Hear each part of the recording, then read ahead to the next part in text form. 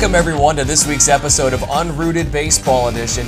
And my guest for this week's show is none other than senior utility guy on the baseball team here at Menlo College, Peter Saldana. Peter, thanks so much for joining me on the show. Hey, thanks for having me. I'm really excited to be here.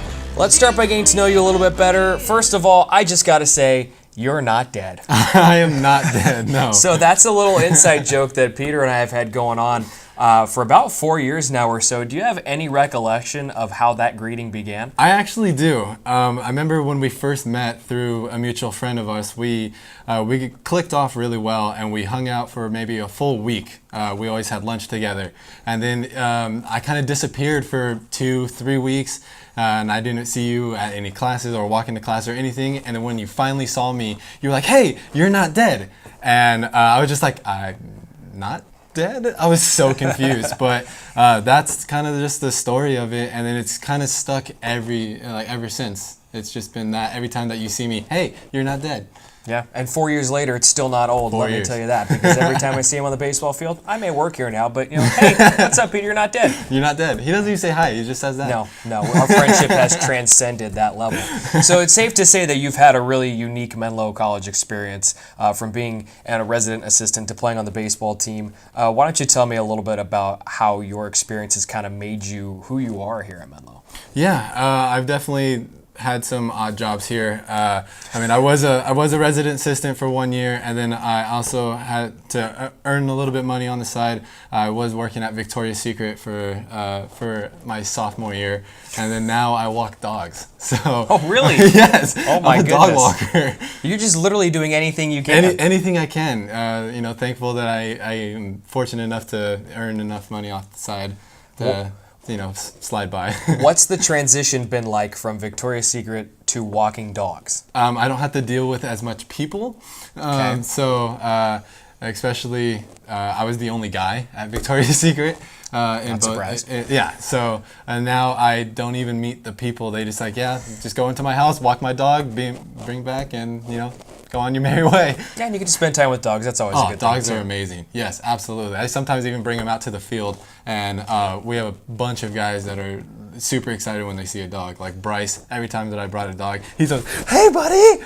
He seems like the team's dog. Oh, absolutely. Like, he is just an energetic guy. He's always running around. He's always bouncing like that. I would have never seen it that he would be so into dogs as much as he is, but now that I see him with a dog, it all makes sense. It's a spirit animal. It's a spirit animal. For sure. All right, now last season was remarkable for you because you hit 4 home runs. All 4 came off the bench, and 3 of them were pinch hit home runs. Mm-hmm. What makes you so comfortable in that type of setting? When Coach McKinley called my name, I knew that this was going to be my only at-bat for the game, and so I just go and swing for some damage. Every time that I swing the bat, I aim to do some damage, and I was fortunate enough to hit the ball out of the park, which was really nice. And a lot of the time, I had no idea what the situation was.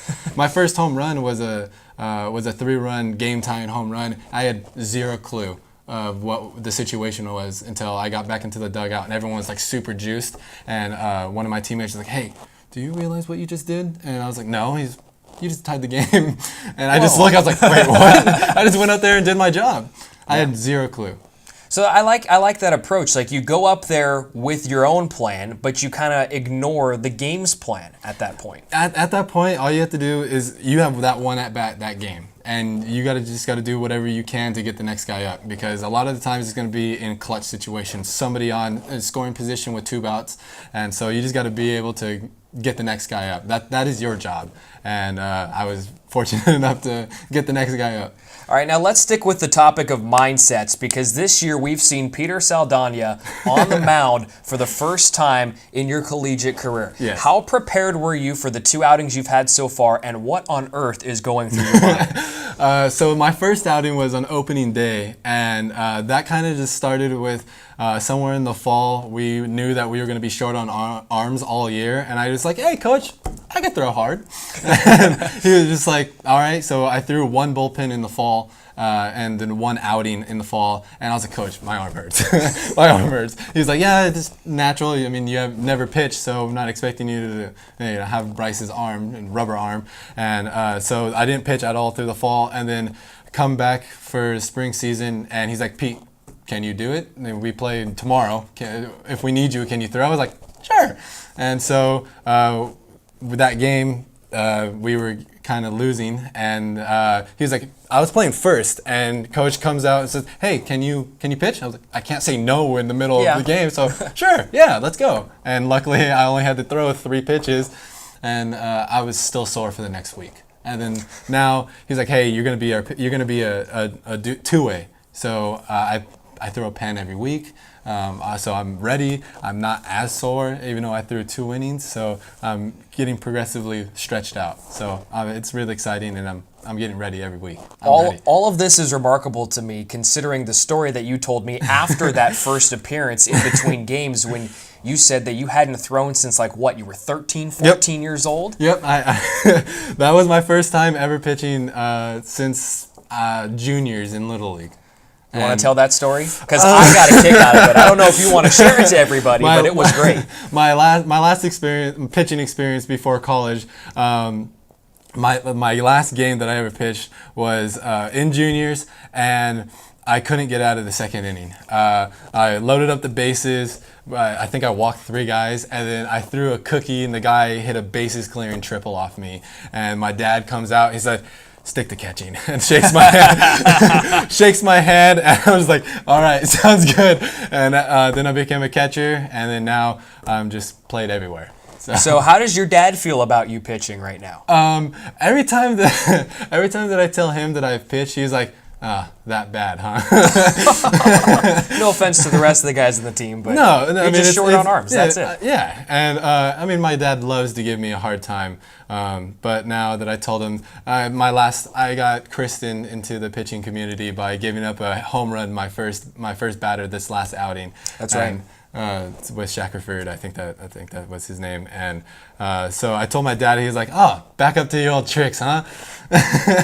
So my dad just loves giving me a hard time, but he's extremely proud of me. He tells me, he's like, hey, I joke around with you a lot, but super proud of you being able to go out there and help your team. The good news is you still have a sub-5 ERA. Yeah, I'm happy. So, it was a 2-3-run home run, but it doesn't matter because only one of those runs was yours. One would be. So, sorry, Ethan. Yeah, I was going to say, sorry, Ethan Santos, for giving up the other ones, but only 1 charge to you, so I guess that's a good thing. All right, let's talk about the team now a little bit. Last weekend, there were a lot of mixed emotions for the Oaks. First of all, Menlo failed to score a run in the doubleheader against the Masters on Friday. What was different offensively in those first 2 games? I just don't think we were mentally there. The night before, our coach got into a little accident on the field, and going into Friday, we just didn't have any idea of how we just knew that he was doing well. So our minds were elsewhere, and I know that's not supposed to be an excuse, but that's our leader, that's our head coach, and when he's not at the field, there's just a completely different vibe. So that's part of it. Another part of it is we were stringing together hard hits. We were barreling baseballs and just right at guys. And sometimes the baseball guys are just saying, not today. And hard hits were not get falling, and soft hits were falling. And when we did get hard hits, we just weren't stringing them together. So we just got to just keep swinging, and eventually they'll fall, as they did the next day. It was pretty remarkable to look at the numbers. You guys only had 2 fewer hits than the Mustangs in the first day, and yet the number you don't want to hear, you got outscored 16-0. Yeah. Sometimes that's just the way baseball's works. Weird. Yeah. So then the next day, Saturday, you come back. Coach Carrion is back in the dugout in somewhat of a capacity for you guys, and you went on a walk-off winner to take the final game of the series. I've been asking this question for a while, so I'm going to ask it again. What is it about these late-game situations that Menlo thrives in? I think we're the only team in the GSAC that actually has close games, because it seems like everyone's blowing each other out. Everyone's just beating each other up. And Coach Carrion says, look, that's weird. That's weird in the conference. So when we do have these close games, we have to find a way to win them. And as we've had 3 walk-offs, and so in these close game situations, we tell each other, it's like, we have to find a way to win. And that's our mentality, is no matter what the game plan is, we have to win the close game. And I think we've done a pretty good job throughout the season. Yeah, Menlo getting progressively better at one-run contests in particular. Yes. And we've already talked about pitching depth here, and it's been lacking at times, but Ryan McCarthy stepped up in the rotation in the series finale and delivered one of his best outings of the year over 6 innings. What did you see from him on the mound? Dude, Ryan is my guy. That is my guy right there. Every time that he's on the mound, I know that we're going to have a successful day. And he goes out there, he's one of the hardest workers that I know on the team, and he's a very quiet human, and so when his number's called, he's like, all right, I got this. And I know a lot of it came through relief throughout the early parts of the season, and now he's starting to get stretched out, and he's got our back. And so I know that our offense is going to have his back too. So that's one of my favorite guys right there. So now as we go into the final few series of the year, you got 4 left. Right. What's, in your opinion, going to be more important? You guys continuing to have one of the best offenses in the conference, or the pitching staff continuing to put up zeros like you have been a lot as of late? I think it's really hard to pick one or the other. I think we just need to combine both of them and actually have good hitting when the pitching is good, and not one or the other. But as long as our pitchers continue to shut guys down and we continue to score, then I think we're going to be in a pretty good spot naturally. I mean, that's the name of the game. You got to score more than the other guys. So I think it's just going to be a mixture of both. This week there's a bit of a wrinkle in the schedule. You guys have a Wednesday-Thursday conference series because of Easter weekend. So you play Vanguard single game Wednesday, doubleheader Thursday. Does preparation change at all with that early week start? Preparation is going to be the same. They're just going to be condensed into 2 days instead of a normal week 4-day schedule. So today we just went out. Today being Monday, we just went out and had BP. We did defensive drills, we did base running drills, we did everything that we do throughout the whole week and just condensed it all into 1 day. But I really like this schedule because we're just coming off a loss, like a lost series, and now we don't have enough time to dwell on it. So we just go right back out there, and if we can play every day, I know this team would be up for it.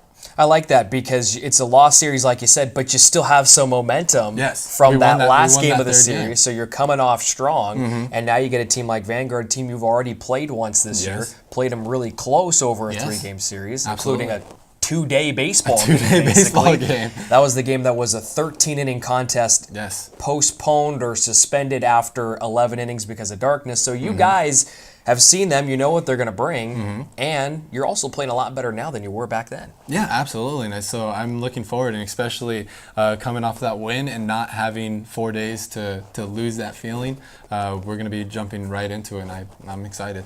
All right, Peter, let's get into the final segment of the show. It's called Brownie Bites. I'm going to ask you 3 off-the-wall questions. Give me your best answers. Okay. Question number 1, which teammate has created or would create the best handshake? I'm gonna have to go with Will Tipton. When you announce our names every home game, he's always out there doing a handshake with one of the guys. So definitely Will Tipton. What does he have with you? Does he have anything with you? I don't think he has anything with me. Come on, Will. We're gonna have to figure that out. Yeah, figure that out. You got some time left. You still have a couple more home series left to do it, so figure it out. Absolutely. Question number 2. Which teammate would make the worst employee at Victoria's Secret? See, I'm stuck between 2 guys. I'm gonna say both, and saying John and Donnie Bendo. I think they would both be too distracted rather than working. Okay. It's a good simple answer. We don't need to dive into that one any further. And then question number 3. Okay. With April Fool's right around the corner on Sunday, Easter Sunday, what teammate would play the best April Fool's joke? The dynamic duo, Tanner and Dan Betts. Oh, boy. Yes, they're witty, they're quick-witted, and they're very unpredictable, and they know how to keep a straight face in the funniest of moments. So if they do play a prank, no one will know. So those 2 guys would play the best, I think. And they're just strange people. And So that right there, that'll absolutely. take the cake. And they're hilarious, especially when they're in tandem. They are hilarious. So what do you think? What do you think they could pull together? Like, what would be up their alley? Now you gotta step into their shoes. Step into their shoes. I think it would have to. A nice, simple, and innocent one would be like rearranging a lot of the stuff in like the cages or something. So I mean, we got so much into a routine that they would just keep moving things around, or hide someone's glove or something. Nice, innocent. I won't go too diabolical. Yeah. And then they're, of course, going to be the primary suspects, and then Yeah. just play it off, you know. Yeah, exactly. I have no idea. Yeah, it's nice and simple, and it would be a nice, easy April Fool's joke. Dan probably hid whatever he stole in the Yes. front of his truck, actually. Yes, with all his baseball caps. Yeah, I just mentioned that last week when I was talking to Alex Thompson about it. He's a bit of a hoarder at the front of that truck. Oh, speaking of Alex Thompson. Oh, yeah, okay. He said that I listen to terrible music, saying that I listen to, U2 or whatnot. I took offense to that. I don't think I listen to horrible music. My music taste is more like late 90s, early 2000s alternative rock. So you have like Red Hot Chili Peppers, Blink 182, U2. Not U2. It's not U2. But I know I was just talking to him today at practice, and he still says that's horrible. But I'll let you guys decide. I mean, I don't know. I mean, what song did you pick for the show here? You went with you gave it to me before. "Gold on the Ceiling" by the Black Keys. The Black Keys is classic alternative rock. Okay.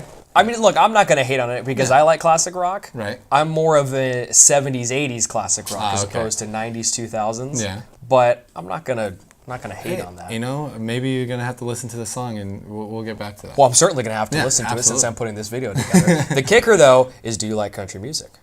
I've gotten more into country music because of my girlfriend. So. Okay. Yes. Shout out to her. Yes. So that's good. I like that. You're Yes. being a team player there, Yep. and you're still on my good side. Yep. So that's a great thing. I don't think I can be on your bad side. No, you can't. You really can't.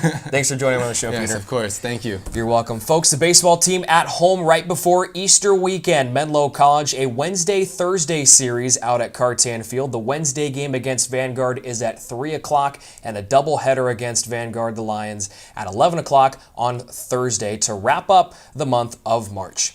We invite you to tune into next week's show when Peter Saldana will select the next interviewee by me, Brian Brownfield, right here on Unrooted Baseball Edition. Until then, we'll see you next week. Have a great Easter. Take care, everybody. Alex Thompson, senior class president. Vote for him. On the ceiling, I ain't blind, just a matter of time before you